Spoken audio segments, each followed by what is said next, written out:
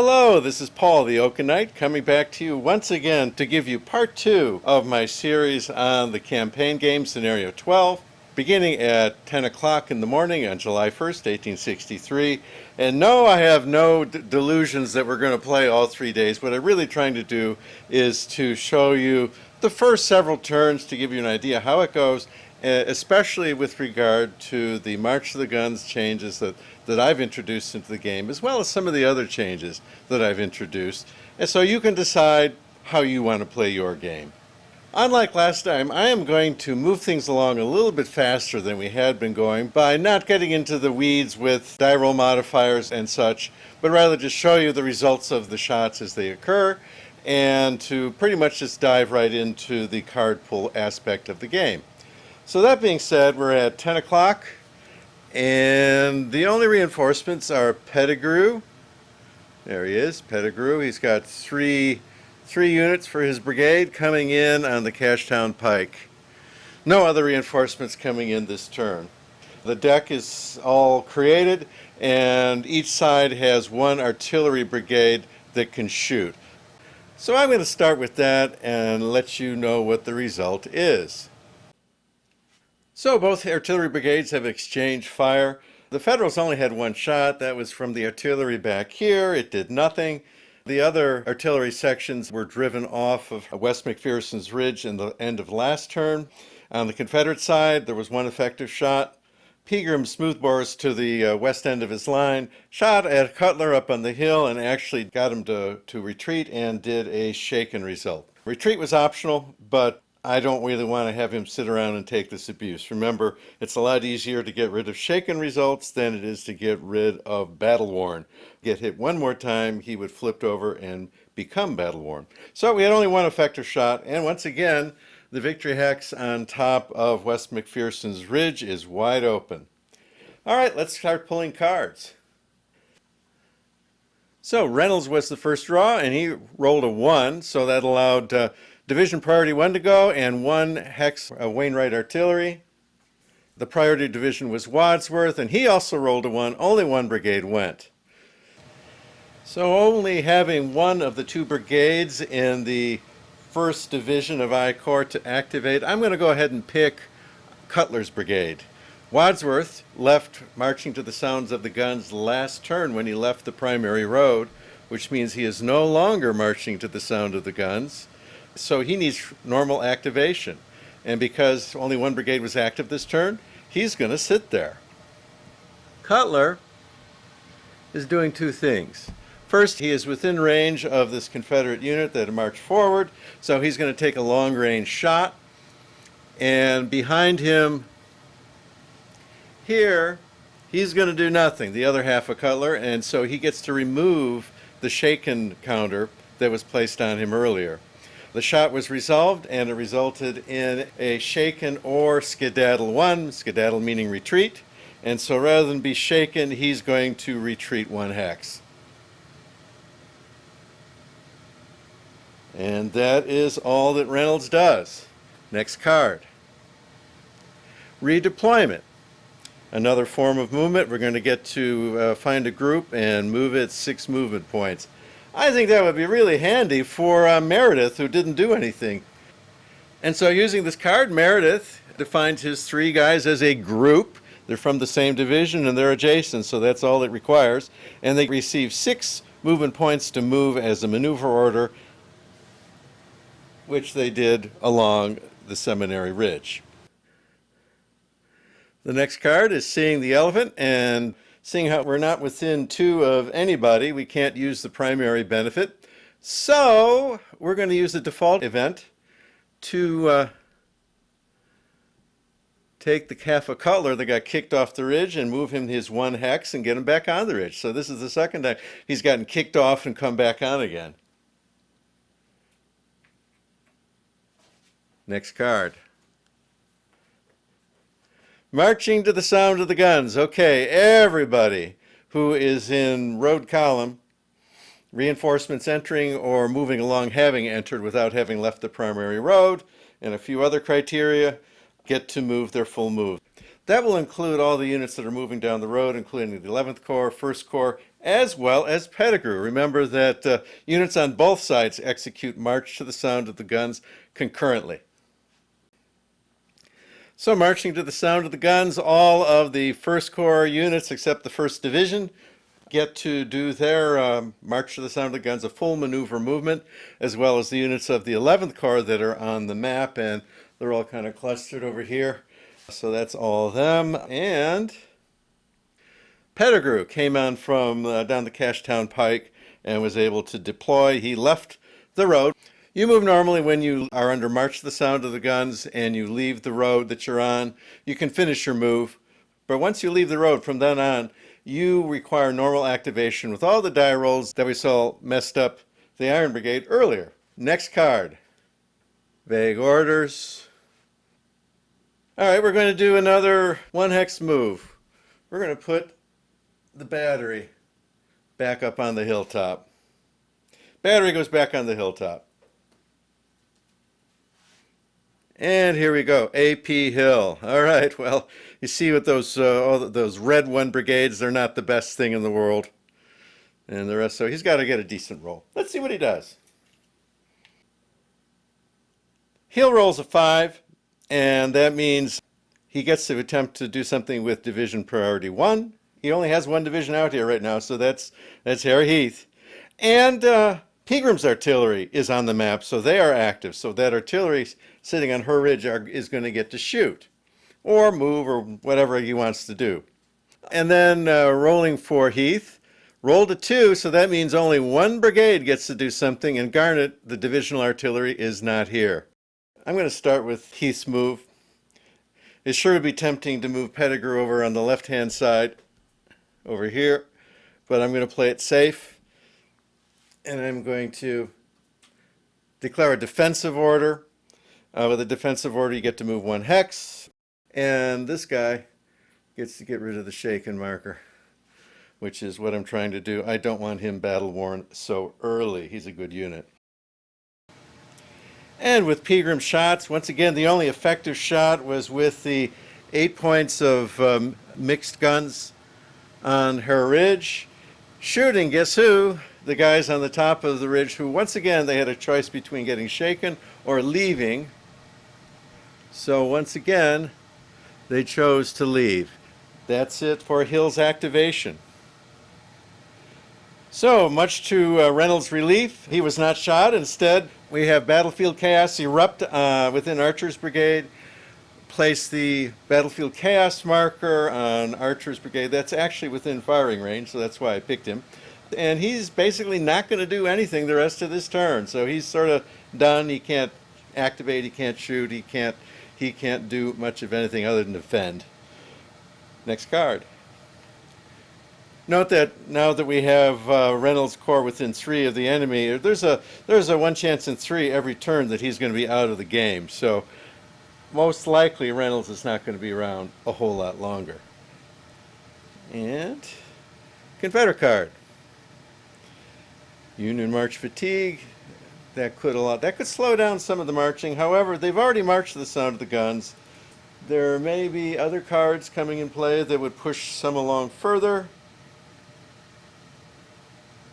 I'm going to use it as a generic move. I'm going to scooch up one of Pettigrew's guys. Remember, firing range is 2 for long range, and so I want to get a guy in firing range. Next card. Rally around the flag. Oh, this is an excellent card. It's an excellent card. It is a play immediately card. You can't put it in your sock. We get to choose a brigade, and then we do good things. Brockenbrough is a 1-unit brigade. We get rid of this other shaken marker, so now he's kind of back in action. So both units that were shaken up at the end of last turn got their heads screwed back on. Stand to it. Well, if you liked it the first time and loved it the second time, you're going to be ecstatic the third time. Cutler's Demo Brigade half that shushed away is back up on the hilltop once again. That was a default event and allowed to move 1 unit 1 hex. Command Confusion. This is the one you can't use on guys marching to the sound of the guns. because it forces a defend order, at least 50% chance, and I'm just not allowing that for guys marching to the sound of the guns. It's a hold card. We'll keep it. No, I won't keep it. We're going to move up another section of Pettigrew into firing range. Next card. Deployment. This is a movement card, but only for moving in a maneuver order. Take a shot. So it was an excellent shot, and both units in the hex are shaken and do an involuntary skedaddle, 1 hex. And the game provides this counter, which is the reverse of the regular shaken result, to indicate the entire hex is shaken. So even if you have more than 1 unit shaken in a hex, you still only need 1 counter. So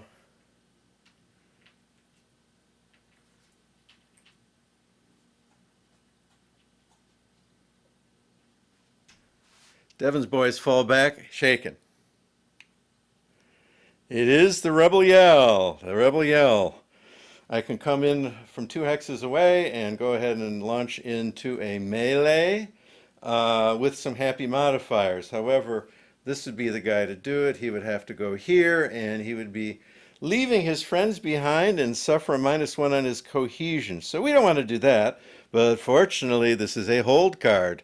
So we're just going to put that in the Confederate sock for now and see what happens.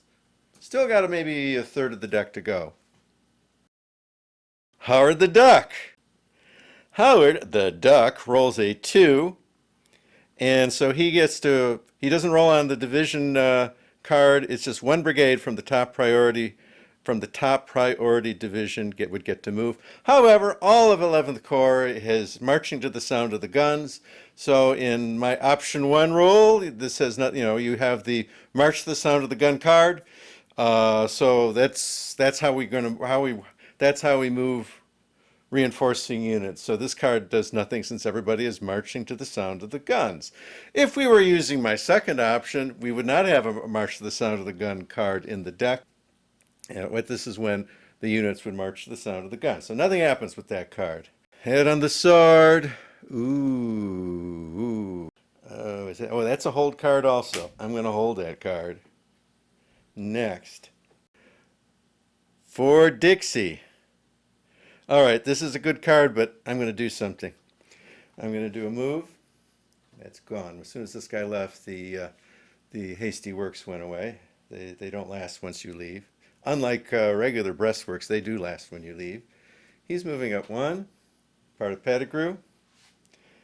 Now that we have support from an adjacent hex that's going to keep our cohesion up, I'm going to pull Rebel Yell out of the sock, which says take all the units in 1 hex. They can move 1 hex, or they don't have to, but they can.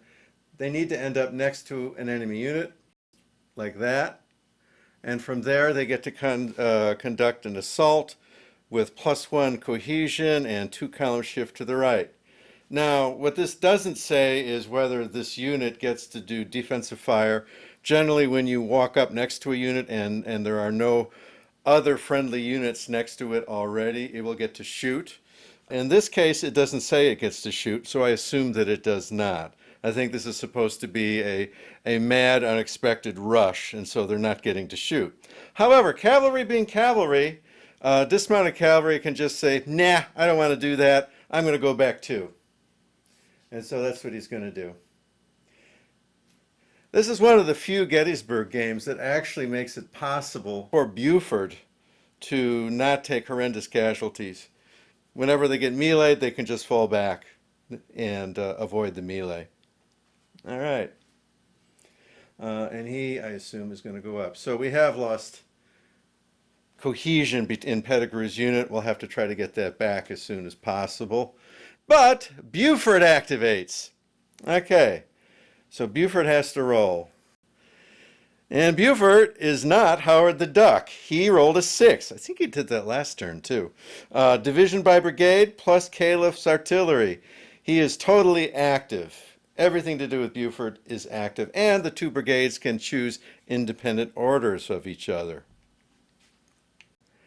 Let's start with the artillery. Caliph's battery, the 4-gun section and the 2-gun section. I'm going to have them both move because the way artillery works, if you choose to fire, then you're not allowed to move. So they're mutually exclusive.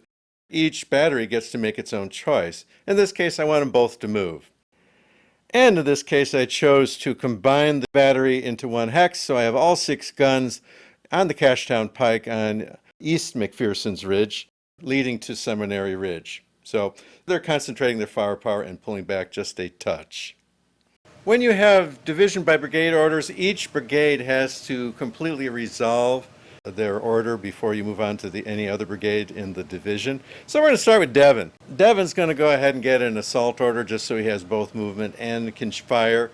And all his guys are going to open up on Pettigrew. In this game, firing comes before movement, so before they move, they get to shoot. The guys at range 2 are going to be on the 1 column by my Buford's carbines rules. They just can never get off the 1 column at range 2. But the guy at range 1 gets a shift up. All 3 shots missed, and I simply realigned the brigade a little bit farther back. It would have been nice to get them all out of firing range, back to range 3, but I think that would be giving up a little bit too much. All right, now Devon's got, now Gamble. Gamble's got to go. We're going to go ahead and start with these 2 shots. Gamble's going to take a defensive order. With a defensive order, you do get to shoot. A defensive order, you get to do 1 shift up. However, because these guys are at range 2 carbines, they never get off the 1 column, so they're stuck with a 1 shot. And as expected, all the shooting resulted in no effect. So now, with a defensive order, they can move 1 hex. So we move 2 units, 1 hex each. This guy that was kind of hanging out went back 1 hex. And the guy that is getting pushed off this ridge again and again, there was a cavalry unit suffering that, went back with the Caliph's guns. So now those guns are supported with troops. At least they're going to be some kind of hard point on East McPherson's Ridge.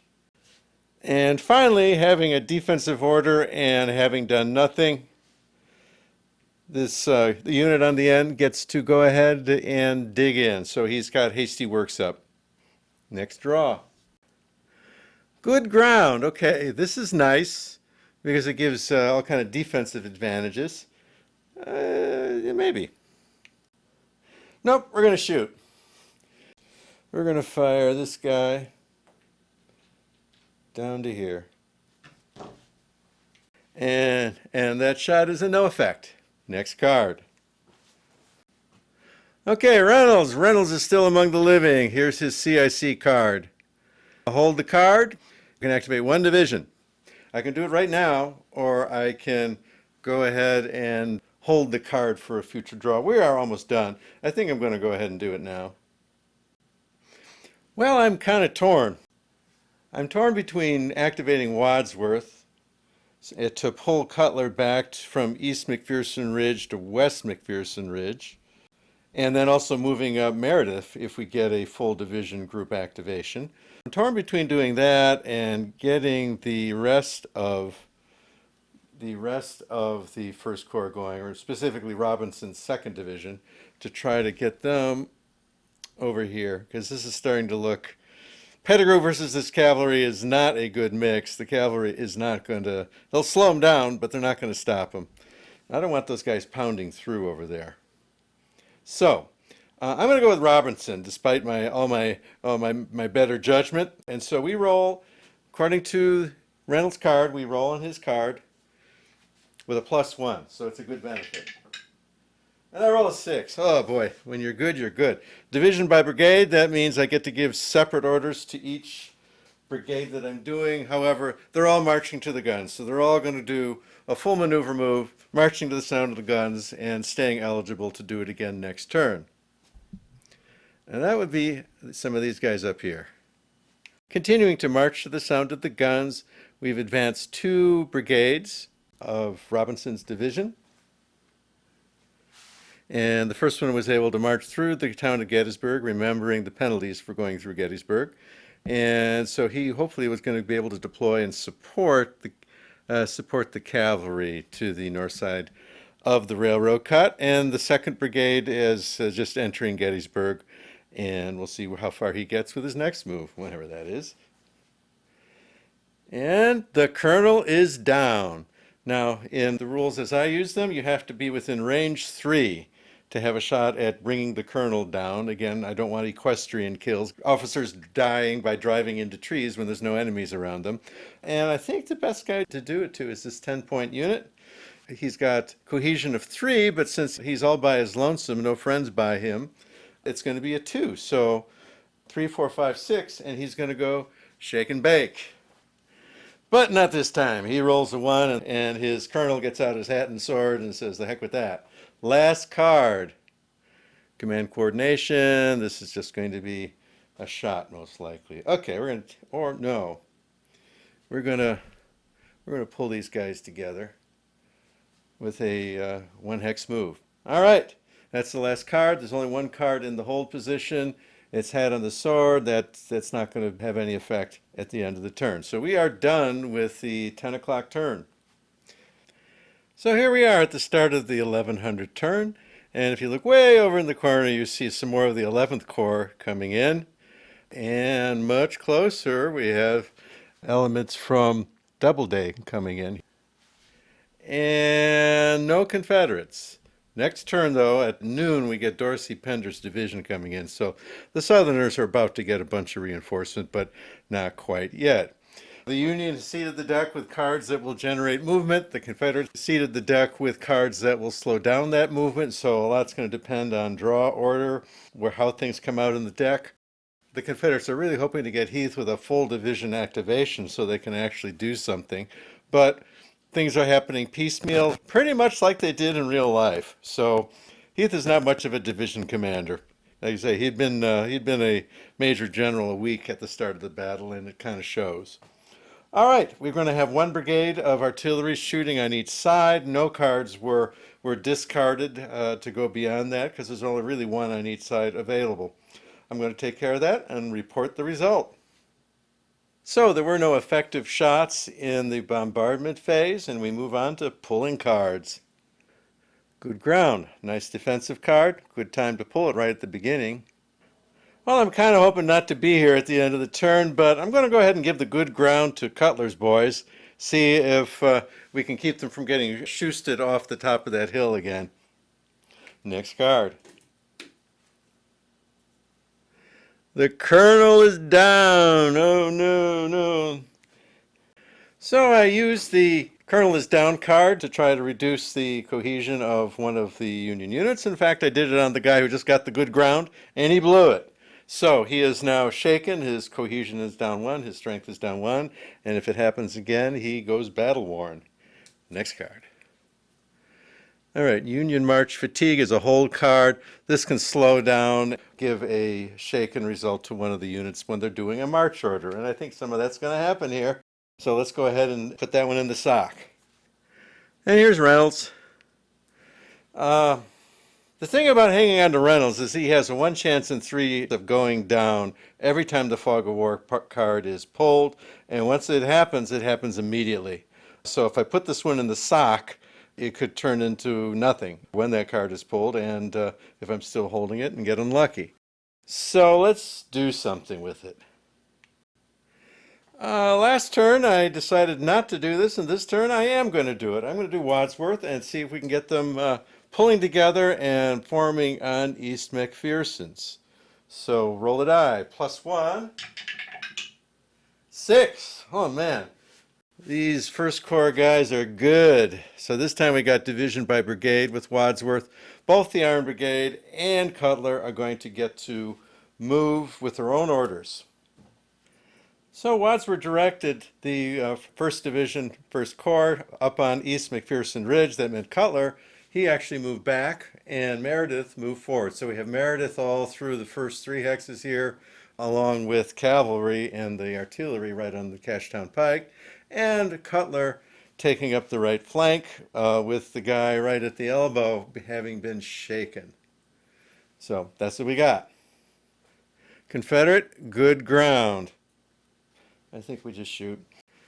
All right, this 10-foot unit is taking a shot as a default event, and he missed. So no effect on the shot. Rally around the flag. Play immediately. Ah, well, actually, nobody needs rallying. Well, dub, dub, dub, nothing to do. It's not a hold card. All you can do is use it for a default event because it is not a hold card. So,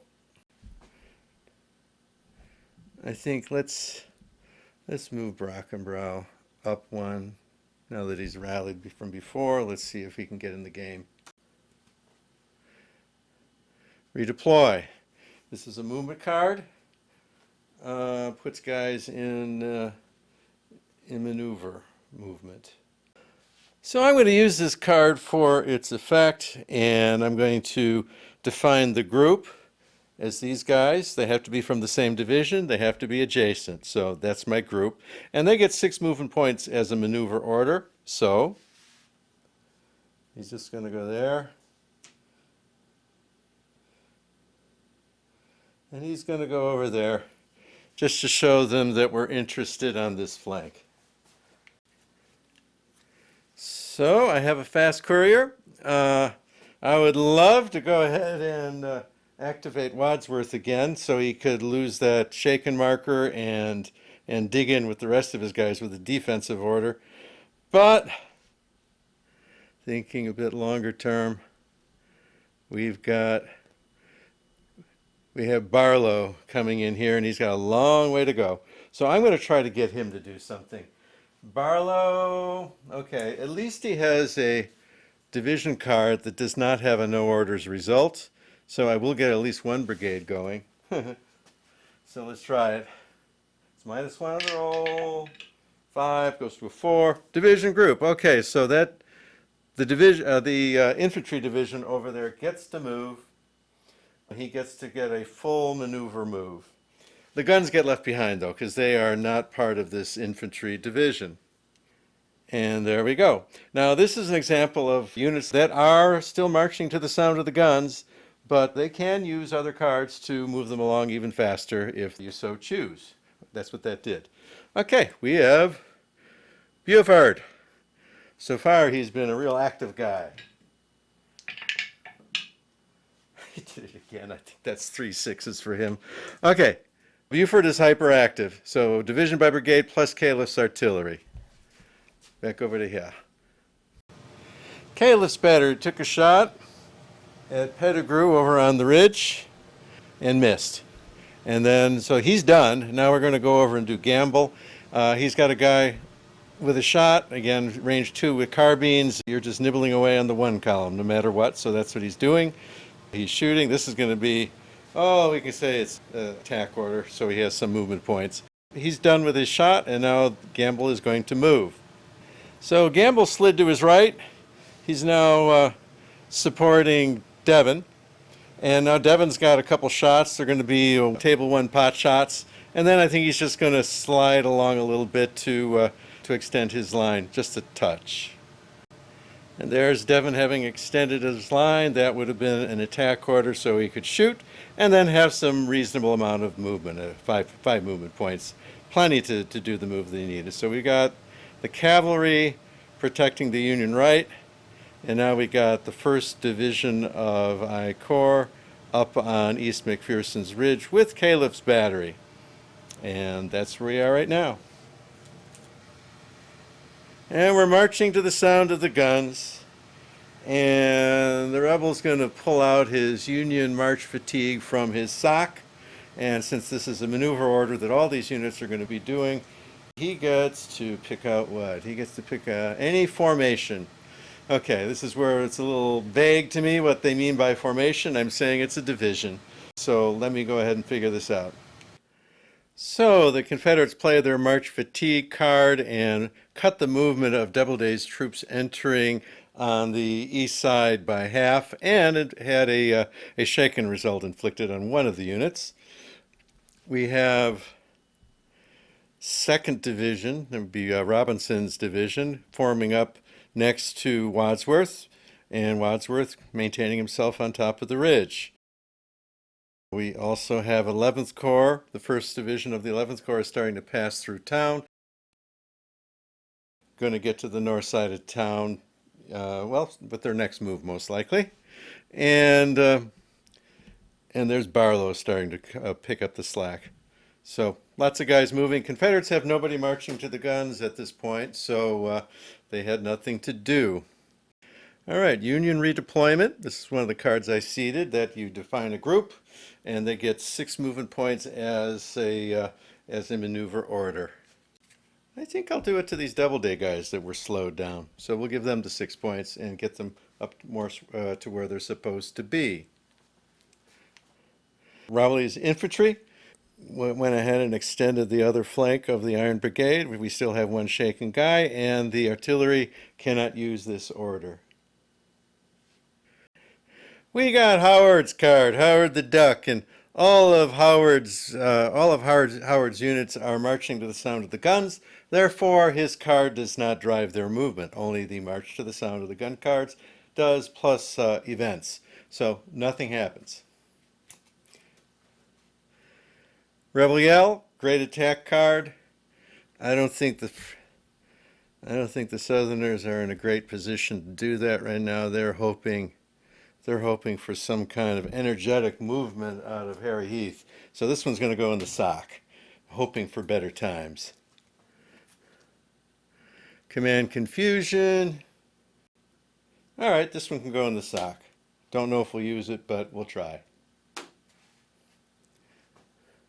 Oh, Hot-Headed Rebs. This is kind of an interesting one. It forces one of the Confederate units to charge and have an assault. So, for example, over here, we could pick one of these guys and say, okay, you're charging over here. Not a good idea, but if you got a bunch of cannons over there, maybe it's a great idea. This is a play media card, so we're not going to do that. However, we're going to take a shot. We've got 6 rifled guns over here. Or no, we'll have to use, because of guys on the... Those guys would block the shot, but this guy can get away with it. We're going to shoot. We're going to shoot. So, Caleb 6 guns up on East McPherson's. Took a shot over to Pettigrew and had a very effective shot. Made him go shaken, and we took a voluntary step backwards to try to not get battle worn with some future shot. Next card.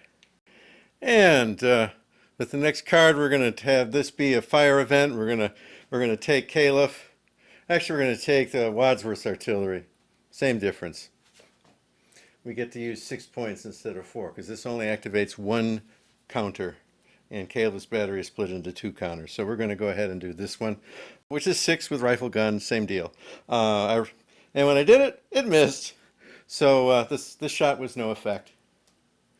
And note that shooting in this guy line of sight was blocked, because we have units up on this hilltop, which is at the same level of all 3 of these hexes. The shooter, this intervening hex, and the target are all the same level, and because there are units on the ridge that's in between, that blocks line of sight. However, over here on Hare Ridge, this is the same height as the shooter's hex, and this intervening hex is also the same height as both the hexes. The difference is there's nobody there, so that shot is not blocked. Well, here we go. With AP Hill rolls a 6. We got a division priority 1 and Peagram's artillery. Now we have to see what Harry Heath is going to do. So he's been activated, and it could be anything from no orders, in which case his whole division sits there and does nothing. Something decent. So now, let's see. 3. Well, Harry Heath gets 1 brigade plus Garnett, who isn't here. So it's going to be a 1 brigade activation plus Peagram's artillery. So we begin by giving Davis an attack order. So Jefferson Davis's nephew gets to do something. They were not close enough to shoot at anything, so they just moved up. This guy moved adjacent to one of Gamble's units and now must suffer defensive fire because there isn't already somebody adjacent to him. Okay, old Gamble really got a twist on him this time. He got him shaken, and he has the option of going back to skedaddling. Boy, see, once you are shaken, your cohesion goes down by 1, and he's only a 2 to begin with. So he's just kind of not in very good shape over there by himself. But this is where you have to start deciding whether you want to push. Unfortunately, I think he's the wrong guy to push with. He's going to skedaddle too. And he skedaddles back. That was great. So that was the brigade activation. Now we can do the artillery. I'm thinking it's time to start moving them up. They're starting to get into long-range territory here. Here we move Pegram over to the right from Harris Ridge area over to here. Let's see. We move Pegram from Harris Ridge over to here a little to the right so that he can start getting at Doubleday and possibly part of Meredith. All right, Union March fatigue. I'm thinking we can afford to go ahead and do a move. We got Pettigrew. We got his trailing section. Let's start getting him up with the rest of them. All right, next. Command coordination. That lets the 2nd Division have a feeble attempt to activate when you only get one. We don't need that. There is only one division. So we're going to move that guy up some more. So now we're like this. Too bad that Rally Around the Flag came early, because remember, it came, but there wasn't anybody who could use it. Now we got guys who could use it on the southern side. At least 2 guys that I see. All right. Command coordination. This is messes with activations for the south. Pew Hill's already gone, so this basically doesn't do a whole lot. So you can't take a defensive order with this. All you can do is shoot or move with the default action, so you can't rally anybody. I'm going to do a move. Well, no, I'm going to do a shot. Okay, we're going to have Wainwright's 6-gun rifle battery here shoot at the guys who dared to take that victory location. That would be Mr. Davis. Mr. Davis is getting shot with 6 rifled guns at range 2. Well, it turns out Mr. Davis didn't like that. He came within 1 die pip of depleting all the way down to battle worn. But that's not the case. So he is now shaken, and he's going back, and he's going back too. So yes, the southern brigades are starting to look a little beaten up. He may need to, he's going to need that rally around the flag. All right, the frog of war. Is Reynolds going to bite it? Let's see. Well, we just rolled more battlefield chaos for the Southerners, and the Yankee picks out this advanced Pettigrew unit to just kind of, go brain dead. He can't do anything, but there's only 2 cards left. And we have a Reynolds activation. All right. He rolls a 5. So we get division priority 1 and 2 plus Wainwright. Let's see. 1 is Wadsworth, 2 is Robinson. Now, let's see. Robinson, we have 1 brigade of Robinson not marching to the sound of the guns, and 1 is. So the one that is can't do anything. The one that came out of that and is now in normal mode, he can do something. So let's go ahead and roll the leaders. And of course, all of the 1st Division, they're long since out of marching to the sound of the guns. Let's see what we can do. So I rolled in the 3 and 4 for both divisions, which means that it's a division group for both of them. So the division is issued 1 single order as a whole, and all the brigades in that division use the same order. They don't get to pick their own individual orders.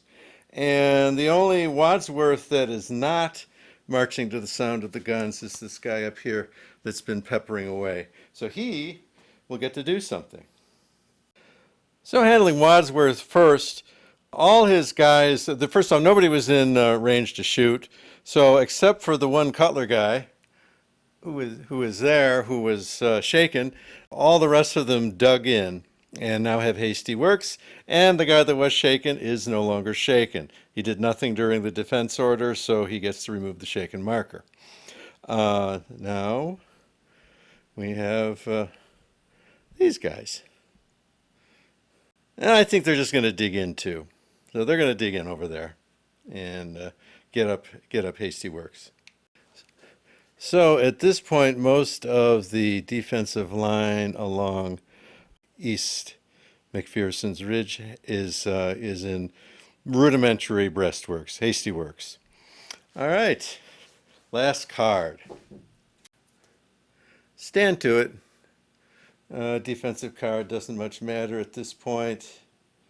Oh, I forgot to mention. We had a shot from the 6-gun battery for Wainwright, and it was effective. So poor old Brockenbrough, the hard luck child of the Confederate Army, is shaken once again. And if you read up about it, you'll find he really was the hard luck stepchild of the Confederate Army in this battle. Well, if he liked it the first time, he'll love it the second time. Let's shoot at him again. And this time it was a no effect. And it's a good thing, because if he got shaken again, then he'd go battle worn. So he probably should have retreated, but hey, you got to show a little bravery at some point. All right, this is the end of the 1100-hour turn, 11 o'clock a.m. A very steady cavalry line to the north of the railroad cut, and then we have a pretty firm beginnings of a line. We've got parts of the 2nd Division, all of the 1st Division, and parts of the 3rd. It's Doubleday, the last 2 units on the end. With, let's see, those guys are coming in the guns, and these guys are also 3rd Division of 1st Corps. So the 1st Corps is coming online. Heath is kind of waffling around, not doing a whole lot. I think that's pretty common in this game. You need a 5 or a 6 on Heath's card to get a division activation, and then you get to do something. But if you don't get it, and I didn't in this game, you end up with something like this, where you got some guys that are shaken, and other guys just kind of waffling around, waiting for the boss to say to do something, which he never does. I see that we are about 40 minutes in, so I think that is enough for today. I want to continue this playthrough to where we can really see the effect that marching to the sound of the guns has on the first phase of July 1st, so I will do one more video on the game. To go beyond that, though, I'll need to hear from you in terms of comments and subscriptions. As I have said before, I do this for you, and I need to know that this playthrough is something you want to see more of, or are we all ready for a new project? Both answers are fine. In that vein, if you are watching and have not subscribed, please consider hitting that subscribe button. It supports the channel and tells me that you like what you saw. And if you are a subscriber, thank you for being part of our gaming community. Write a comment, give a thumbs up, and hit the notification bell. But for now, this is Paul, the Oaken Knight, wishing you all a pleasant evening.